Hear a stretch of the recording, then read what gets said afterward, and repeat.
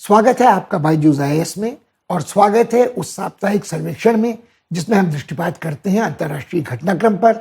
हम आपके साथ एक संवाद शुरू करते हैं जिसमें विश्लेषण होता है घटनाओं का, मुख्य अभिनेताओं का, व्यक्तियों का और उन समीकरणों का, शक्ति समीकरणों का जो निरंतर परिवर्तित हो रहे हैं।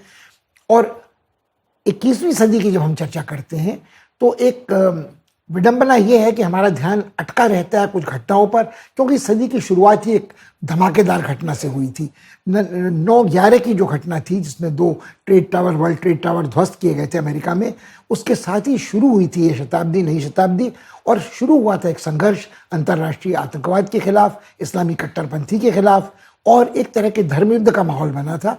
और उसके बाद जो पूर्व राष्ट्रपति बुश ने जिस रणनीति का अनुसरण किया सत्ता परिवर्तन की, उसके साथ फिर कहीं ना कहीं एक विचारधारा का प्रश्न जुड़ गया। और जो विचारधारा थी वो थी जो 20वीं सदी के शीत युद्ध की विचारधारा थी, मानसिकता थी कि दुनिया 2 खेमों में बटी है। एक खेमे में साम्यवादी खेमा है, एक खेमे में पूंजीवादी खेमा है। इन दोनों का टकराव तो चल ही रहा था, इनकी प्रतिस्पर्धा भी चल रही थी।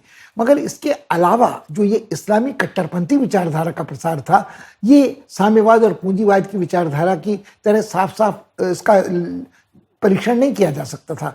कुछ समर्थक देश ऐसे थे, सऊदी अरब जो ओसामा बिन लादेन के समर्थक माने जाते थे, जो उस वहाबी कट्टरपंथी का निर्यात कर रहे थे, इस्लामी आक्रामक मानसिकता का, जिनको माना जाता था कि वो आतंकवाद को शरण देते हैं। मगर वो साझीदार थे संयुक्त राष्ट्र अमेरिका के, पूंजीवादी पश्चिम के। और इसी तरह जो देश थे जिनके साथ संघर्ष चल रहा था, पूंजीवादी अमेरिका का, पश्चिम का, जो ईसाइयत और इस्लाम के टकराव की बात कर रहे थे, उनमें ईरान जैसे देश थे, जो शिया मुसलमान बहुल आबादी वाले देश थे, जिनका टकराव चलता था सऊदी अरब के साथ।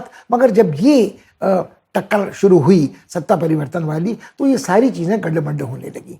मगर जो बुनियादी बात हम आपके लिए रेखांकित करना चाहते हैं वह यह है कि हमारा ध्यान अटका रहा है पिछले 2 दशकों में उन घटनाओं में जिनका सूत्रपात हुआ था 9/11 के बाद, सत्ता परिवर्तन की रणनीति जो अपनाई गई थी वो, और जो संघर्ष इस्लामी कट्टरपंथी आतंकवाद के विरुद्ध छिड़ा था। उसके बाद क्या संयुक्त मोर्चा विश्व में बन सका था कि नहीं बन सका था इसके खिलाफ, और क्या शरणार्थियों की समस्या जो सत्ता परिवर्तन के बाद शुरू हुई उसका सामना करने में पूरा विश्व एकजुट हो सका था या नहीं हो सका था। और हमने कुछ मुद्दों का चर्चा किया है जो सार्वभौमिक मुद्दे थे, वो चाहे मौसम बदलाव, धरती तपने का मुद्दा रहा हो, वो किसी वैश्विक महामारी से या पर्यावरण की रक्षा का मुद्दा रहा हो। मगर अक्सर हमारा ध्यान उन्हीं व्यक्तियों पर केंद्रित रहा है जो प्रमुख अभिनेता, जिन्हें अंग्रेजी में एक्टर्स कहते हैं, जो इस घटनाक्रम को प्रभावित करते रहे हैं। मगर जो बात सबसे महत्वपूर्ण याद रखने लायक है, हमारा ध्यान जब अटका रहता है व्यक्तियों पर, घटनाओं पर,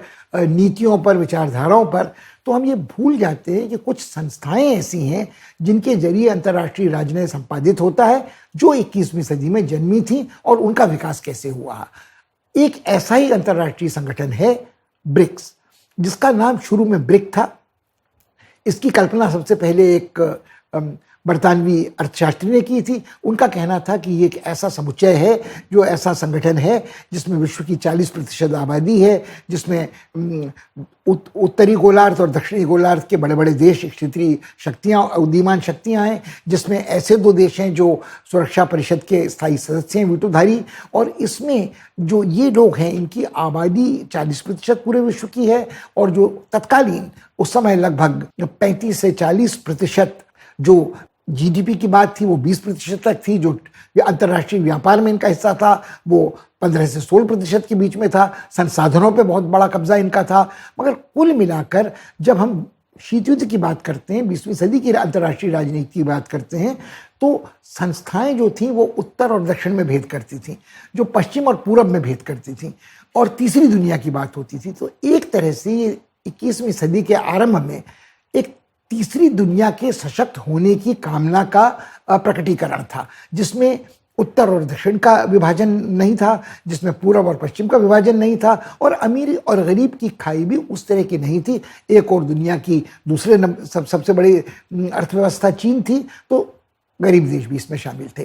तो इस संस्था का क्या स्वरूप रहा है, क्या इससे जो आशाएं, अपेक्षाएं थी वो पूरी हुई हैं, इसका विश्लेषण, इसका चर्चा इस बार हम आपके साथ करना चाहते हैं, क्योंकि हमने जो बातें आपके लिए रेखांकित की हैं, वो बहुपक्षीय राजनय हो, वो अंतर्राष्ट्रीय संस्थाओं में संयुक्त राष्ट्र से सुधार की कल्पना हो, या सार्वभौमिक मुद्दों का सामना करने के लिए पूरे विश्व का एकजुट होना हो, कहीं ना कहीं इसकी शुरुआत क्या हम ब्रिक में देख सकते हैं। ब्रिक का गठन भले ही किया गया था 1906 में विधिवत, जब इन देशों के विदेश मंत्री आपस में मिले थे, मगर इसमें बाद में आमंत्रित किया गया था दक्षिण अफ्रीका को 2010 में, मगर तब से अब तक भी एक दशक बीत चुका है। यह समय काफ़ी है देखने को संभावनाओं, सफलताओं और विफलताओं के परीक्षण का।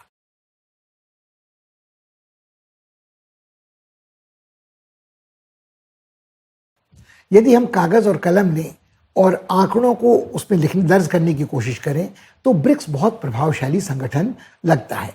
ये इसमें दुनिया की 40% आबादी नज़र आती है। जो राष्ट्रीय सकल उत्पाद है वो लगभग 20% दुनिया का यहाँ है। अंतर्राष्ट्रीय व्यापार में इसके सदस्यों की हिस्सेदारी 15 से 16% है। जो इनके पास प्राकृतिक संसाधन है वो बहुत बड़ी तादाद में यहाँ है, और इनकी जो भू राजनीतिक स्थिति है वो अपने अपने महाद्वीपों में ऐसी है जो बहुत ही सामरिक दृष्टि से महत्वपूर्ण और संवेदनशील है। और जो अनेक देश हैं, जैसा हमने पहले कहा कि इस देश की नींव रखी गई थी एक उस संगठन पर जो इब्सा कहलाता था, इंडिया, ब्राज़ील और साउथ अफ्रीका।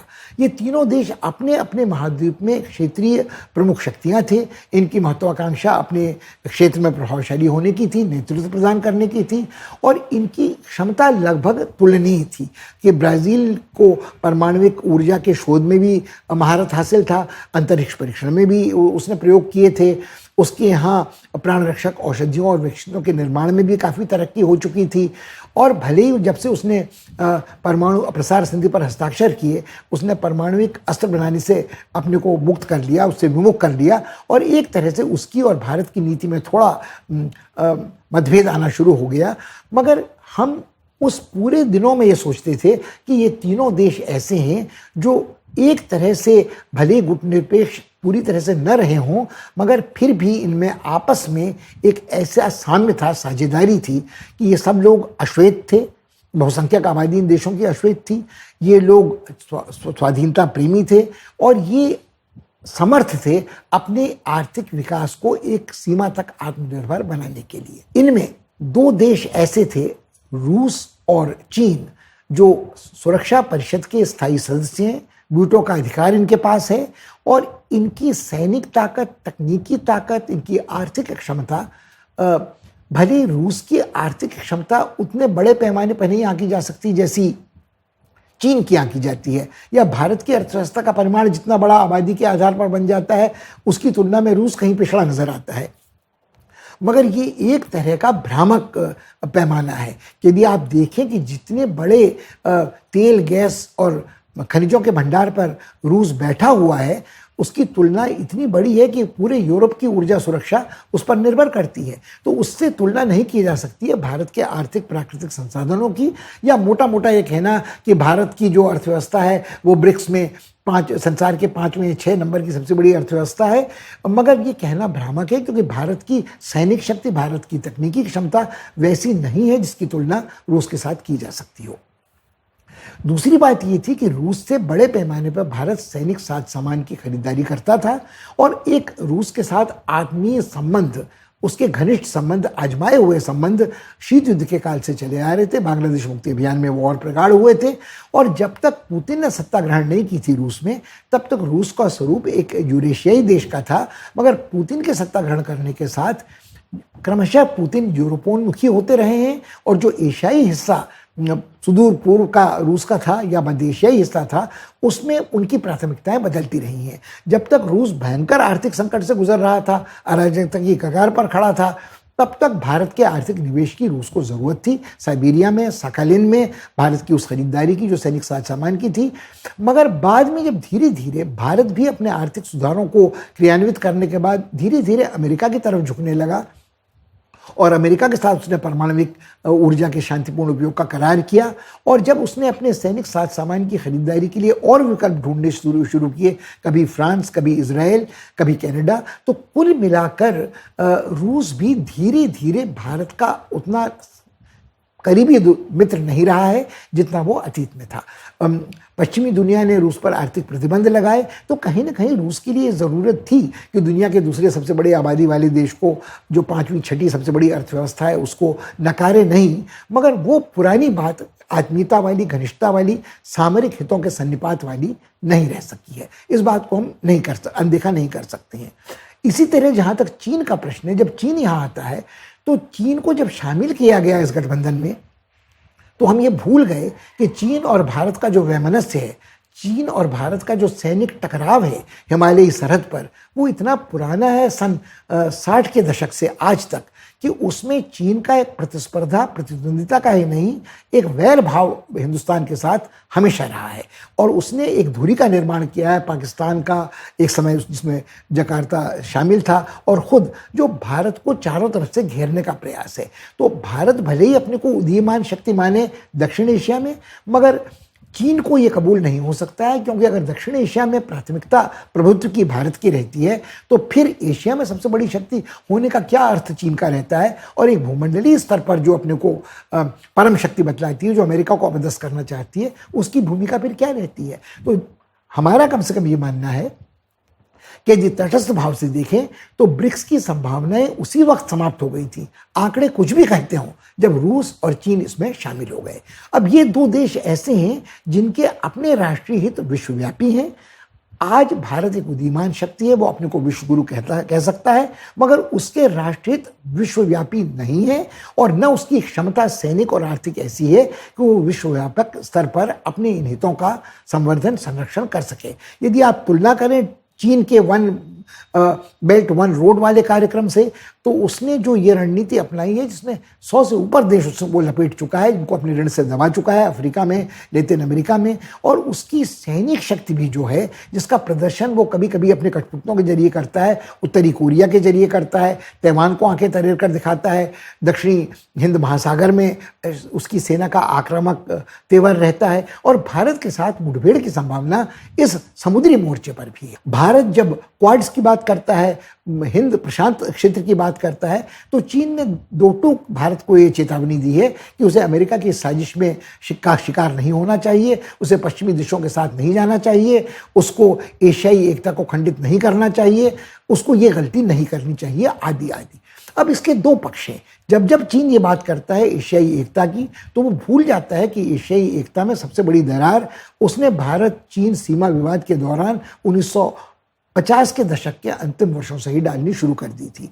तिब्बत को जब उसने अपने सैनिक बल से कब्जे में किया और वहाँ जो मानवीय अधिकारों का हनन हुआ, और भारत ने भले ही चीन की संप्रभुता न सही, उसकी सर्वोच्चता स्वीकार कर ली, सॉवरेंटी न सही, मगर उसकी सुप्रीमेसी वहाँ स्वीकार कर ली और तिब्बत को उसका अखंड अंग मान लिया, तो भारत ने ये एक हद तक स्वीकार कर लिया था कि वो न सन 50 में न सन 60 के बाद कभी चीन का सैनिक मुकाबला करने की स्थिति में है। और जब से ये बात स्पष्ट हुई है, तो चीन भारत के साथ जो दिखाने को सद्भाव संवाद करता है, उसकी विश्वसनीयता बहुत संदिग्ध है। अब हम क्यों इन सब बातों को उठा रहे हैं ब्रिक्स के संदर्भ में? ब्रिक्स का हाल में जो शिखर सम्मेलन संपन्न हुआ सितंबर 2021 में, तो उसमें चीनी नेता शी जिनपिंग ने बार बार ये बात दोहराई कि हमको एक दूसरे की संप्रभुता का आदर करना चाहिए, हमको एक दूसरे की आंतरिक मामलों में हस्तक्षेप नहीं करना चाहिए, हमको अपनी नीतियों में पारदर्शी रहना चाहिए, हमको सहकार अपनाना चाहिए, हमको जो सार्वभौमिक मुद्दे हैं, वो मौसम बदलाव का, धरती तपने का हो या वैश्विक महामारी से संघर्ष का, उसमें एक दूसरे का सहकार करना चाहिए, हमको सतत विकास के लिए प्रयत्नशील होना चाहिए, हमको हरित ऊर्जा के उपयोग में जोर देना चाहिए, हमको तकनीकी हस्तांतरण एक दूसरे के साथ करना चाहिए, हमको विकास में साझेदारी करनी चाहिए। ये सारी बातें सुनने में बहुत अच्छी लगती हैं, मगर अगर भारत अपने अनुभव में देखे तो वो पंचशील समझौते से लेकर आज तक निरंतर इसका उल्लंघन करता रहा है। और आज भी 13 वार्ताओं के जो दौर संपन्न हुए हैं लद्दाख में, उसके बाद मुठभेड़ के तेवर चीन के यथावत हैं, सैनिक जमावड़ा यथावत है। अंग्रेजी मुहावरे में इसे सलामी स्लाइसिंग कहते हैं, वो भूटान में हो, नेपाल में हो या अरुणाचल प्रदेश के आसपास हो, भारत निरापद कहीं भी नहीं है। और ऐसे सदस्य के साथ यदि आप एक ऐसे बहुराष्ट्रीय मंच पर हैं जहां बहुपक्षीय राजनय होता है, तो आप कैसे ये कल्पना कर सकते हैं कि आप कोई सहकारी उभय पक्षीय लाभप्रद नीति का अनुसरण कर सकते हैं। एक और पाखंड है, एक दोहरे मानदंडों वाला, जब चीन ये बात करता है कि हमको कोशिश करनी चाहिए कि हम सभी अंतर्राष्ट्रीय संगठनों को जनतांत्रिक बनाएं, उनमें सुधार की मांग का समर्थन करें। अब अगर आप देखिए तो क्या आप किसी ऐसे देश से जनतांत्रिक होने की उम्मीद या अपेक्षा कर सकते हैं वास्तव में, जो अपने विशेषाधिकारों को लेकर एक प्रमुख अंतर्राष्ट्रीय संगठन संयुक्त राष्ट्र में ऐसी स्थिति में बैठा है कि कोई भी जनतांत्रिक सुधार जो उस संगठन में होता है वो उसके विशेषाधिकारों को थोड़ा धुंधलाएगा, थोड़ा उनको कमजोर करेगा। तो ये कल्पना करना कि रूस और चीन ब्रिक्स के सदस्य होने के कारण अब हो सकता है वो भारत की सुरक्षा परिषद की स्थायी सदस्यता की बात करते रहें, ब्राज़ील की सदस्यता की बात करते रहें, उसमें एक दो और लोगों को जोड़ दें। इस स्थिति में अभी दक्षिण अफ्रीका नहीं है, मगर हो सकता है कुल मसौदा आइंदा ये तय किया जाए कि भविष्य में कुछ संख्या बढ़ा दी जाए सुरक्षा परिषद के स्थायी सदस्यों की। मगर क्या सब वो वीटो अधिकार से संपन्न होंगे? यदि वो सब वीटो अधिकार से संपन्न होंगे तो फिर क्या अर्थ रह जाएगा इस संस्था का? तो मुझे लगता है कि अन्य अंतर्राष्ट्रीय संस्थाओं में सुधार और जनतांत्रिकरण की मांग भी बिल्कुल बेमानी और पाखंड वाली मांग ही कही जा सकती है।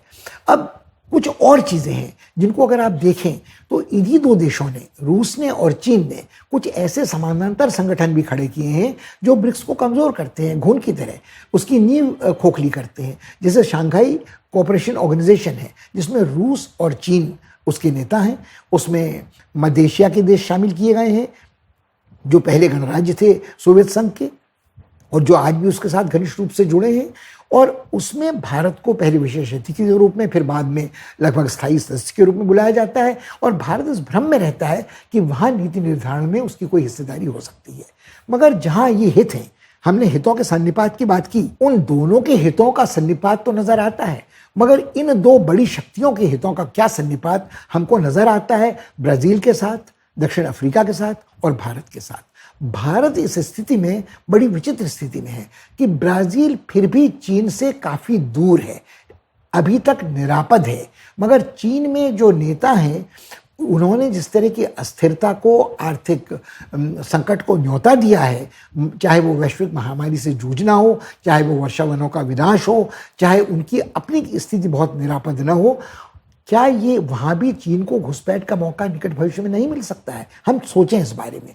और दक्षिण अफ्रीका की जो स्थिति है, सिरिल रामापोसा ने जिस सरकार को उत्तराधिकार में प्राप्त किया है, उनके पूर्ववर्ती जूमा दैत्याकार भ्रष्टाचार के आरोप में जेल में बंद हैं। उनकी उम्र 80 के आसपास है। एक बार कोरोना का संक्रमण उनमें हो चुका है। जब उन्हें गिरफ्तार किया गया था तो नस्लवादी दंगे भड़क गए थे दक्षिण अफ्रीका में। और दक्षिण अफ्रीका में जब से नेल्सन मंडेला ने शांति और सुलह की बात की थी, तब से गोरों और अश्वेतों के बीच में, अफ्रीकी मूल के नागरिकों के बीच में भले ही हिंसा न भड़की हो। उसका एक कारण ये है कि जो ताकतवर गोरे हैं वो आज भी अपनी निजी सेनाओं पर उनका कब्जा है, उनके पास हिंसा के साधन हैं।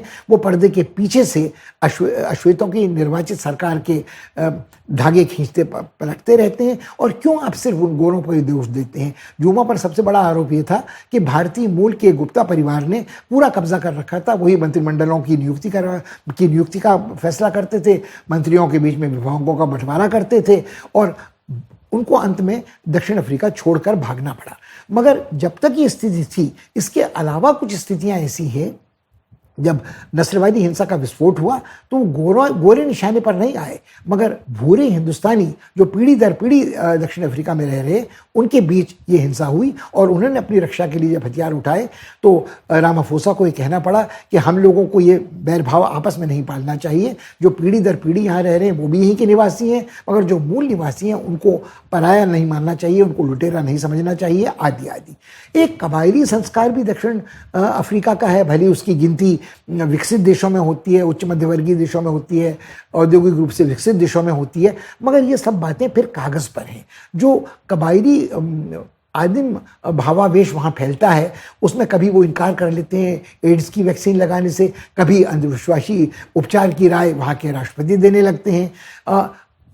तो चाहे वो भ्रष्टाचार हो, चाहे वो विज्ञान विरोध हो, चाहे वो, उसके लिए वो जिम्मेदार नहीं है। न उनकी सहायता इस वैश्विक महामारी कोविड के समय भी दुनिया ने प्रतीकात्मक रूप से अधिक की हो, ऐसा नहीं है, मगर जो उनकी तकनीकी क्षमता है वो उन बहुराष्ट्रीय कंपनियों के हाथों में है जिनके ऊपर कब्जा आज भी अश्वेतों का, यूरोपीय देशों का, अमेरिकी कंपनियों का है। तो इसको यदि आप देखें तो एक हितों का बुनियादी टकराव भारत का और अन्य सदस्य देशों का है। चीन के साथ उसके टकराव बिल्कुल स्पष्ट हैं, सैनिक, सामरिक, आर्थिक। भले हम भी अंतर्राष्ट्रीय व्यापार में उन पर बहुत निर्भर करते हैं, जैसा कोविड वैक्सीन के समय पर पता चला कि बहुत सारी प्राण रक्षक दवाइयाँ हों या उपकरण हों, इसका आयात हम चीन से करते रहे हैं। हमारी अपनी अर्थव्यवस्था डगमगाने लगती है यदि हम चीन के साथ वाणिज्य युद्ध की बात करते हैं। वो तो अमेरिका नहीं कर सकता है, वो यूरोप के देश नहीं कर सकते हैं। और यही बात एक सीमा तक चीन के अलावा रूस के साथ होती है, जो पश्चिमी यूरोप की ऊर्जा सुरक्षा उसके हाथ में है, वो फ्रांस हो या जर्मनी हो, खासकर नॉर्ड 2 जो समुद्र के नीचे से गर्भ से होकर जाने वाली पाइपलाइन है, उसको देखते हुए।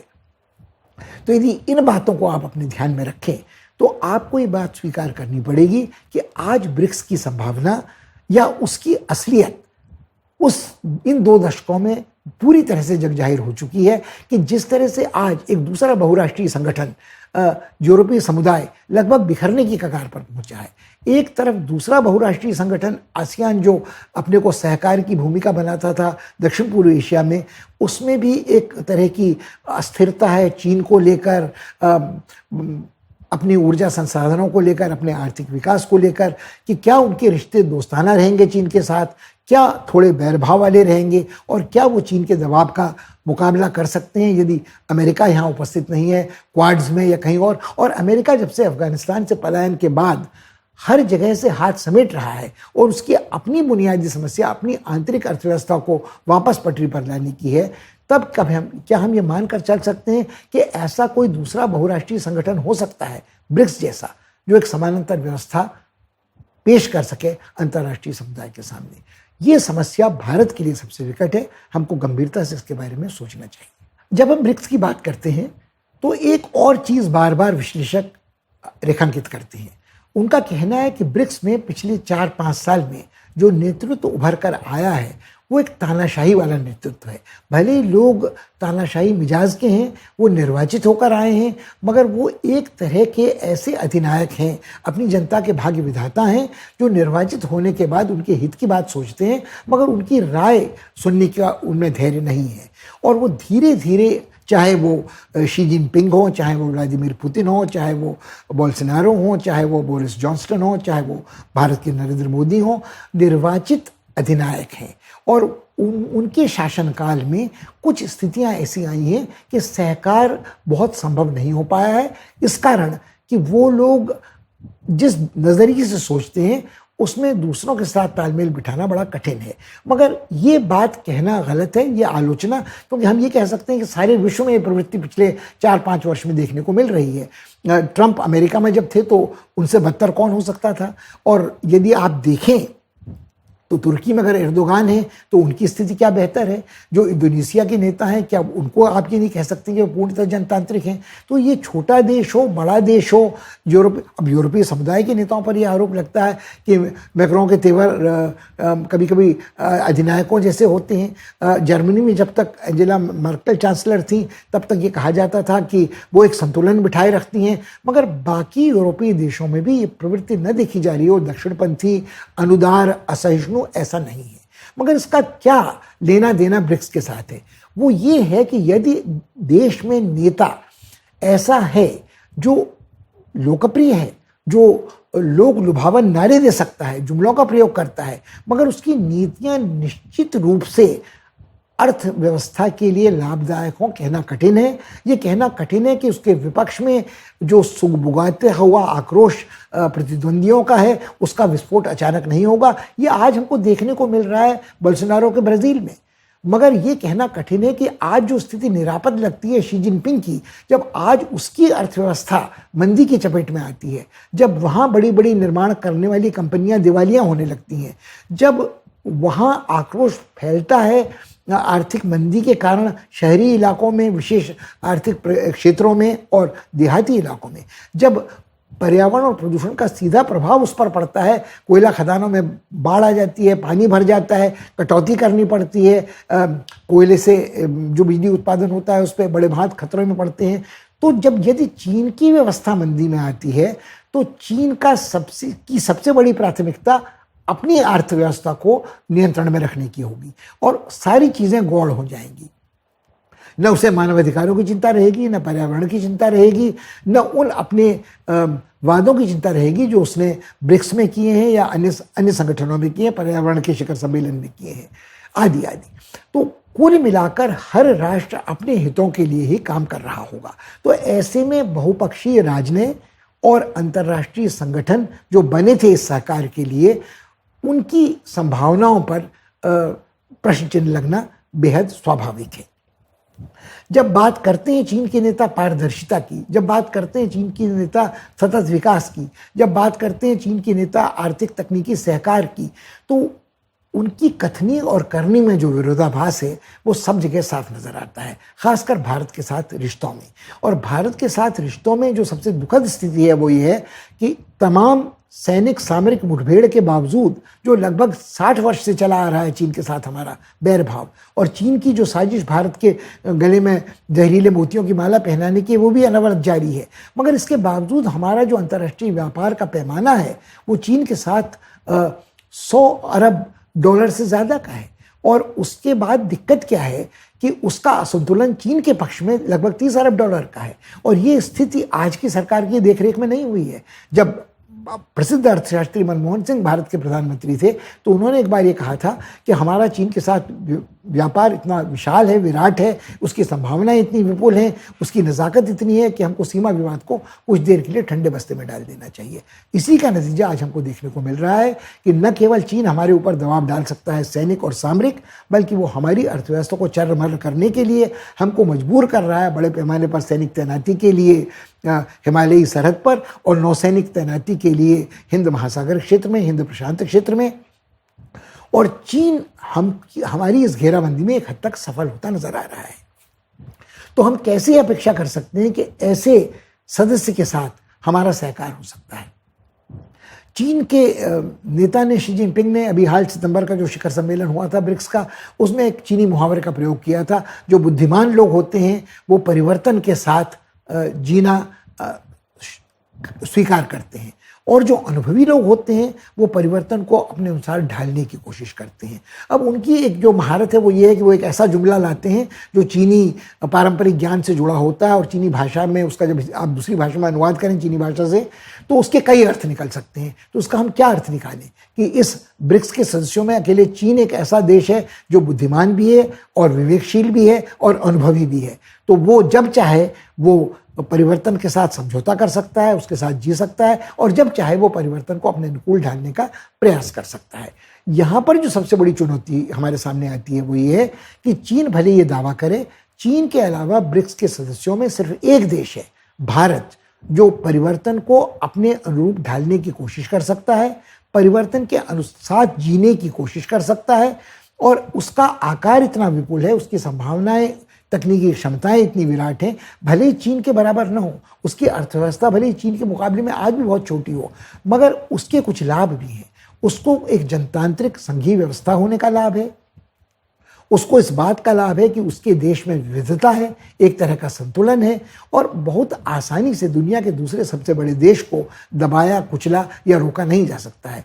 उसके पास ये क्षमता है कि वो कोविड महामारी के झटके को बर्दाश्त करे, आत्मनिर्भर होने की कोशिश करें। हाँ, उसको इस बात का ध्यान रखना होगा कि आत्मनिर्भरता का जुमला अपने आप में काफ़ी नहीं है, क्योंकि कोविड के बाद संसार का हर देश आत्मनिर्भर होने की कोशिश कर रहा है, अपनी सीमाओं के भीतर अपने औद्योगिक इकाइयों को संरक्षण देने की कोशिश कर रहा है, वो चीन हो, अमेरिका हो, यूरोप के देश हो, ब्रिटेन हो। ये सारी बातें, ब्रेक्सिट की समस्या भी यहीं कहीं से उपजी हुई थी। दक्षिणपंथी, कट्टरपंथी राष्ट्रप्रेम का जो ज्वार उभर रहा है उससे न फ्रांस छूता है, न जर्मनी छूता है, न स्वीडन, नॉर्वे छूते हैं और अमेरिका तो उसका प्रत्यक्ष उदाहरण ट्रंप के शासनकाल में रहा था।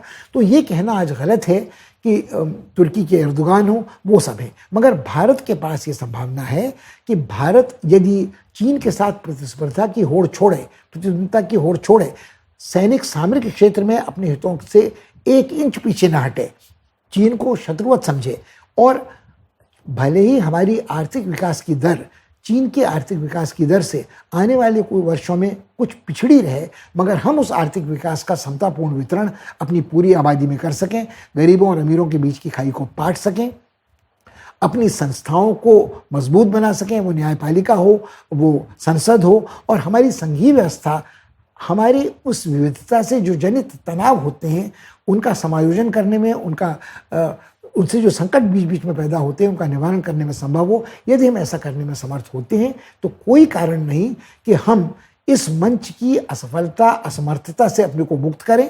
और प्रधानमंत्री ने अपने पहले कार्यकाल में जिस तरह से विकल्पों की खोज की थी भारत के लिए, जापान में, कोरिया में, ताइवान में, यूरोपीय समुदाय में, अन्यत्र प्रवासी भारतीयों के बीच, मुझे लगता है ये फिर अवसर आ गया है कि जब हम कोविड के झटके से उबर रहे हैं तो हम फिर अपनी नीतियों का पुनरीक्षण करें और अपने लिए नए विकल्पों को तलाश करने की कोशिश करें। इस बारे में आपको गंभीरता से सोचना चाहिए।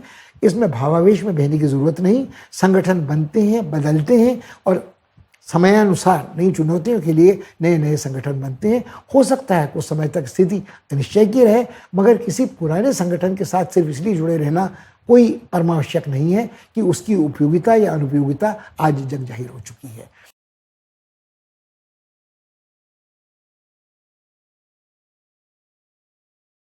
इस सप्ताह इतना ही। हम चाहेंगे कि आप इन सब मुद्दों पर विचार करें, गुने अपने मन में और अपने नतीजों पर पहुंचने की कोशिश करें कि यदि ब्रिक्स नहीं तो फिर क्या हो सकता है, सार्क नहीं तो फिर क्या हो सकता है, यूरोपीय समुदाय के बिखरने के बाद भारत के लिए क्या संभावनाएं हो सकती हैं। चीनी बात करते रहते हैं अंतर्राष्ट्रीय संगठनों में सुधार की, उन्हें जनतांत्रिक बनाने की, मगर क्या आप कल्पना कर सकते हैं विशेषाधिकार संपन्न किसी व्यक्ति से ऐसी संस्था में सुधार की जिसमें उसके विशेषाधिकारों के कारण ही सारे दुर्गुण पैदा हुए हैं। तो ये सारी बातें हमें ध्यान में रखनी चाहिए, कथनी और करनी के अंतर की, दोहरे मानदंडों की, और सिर्फ इस विरासत के साथ जुड़े रहने का कोई अर्थ तब तक नहीं है जब तक हम इससे कोई लाभ न उठा सकते हो। इस सप्ताह इतना ही। अगले सप्ताह आपसे फिर मुलाकात होगी। धन्यवाद।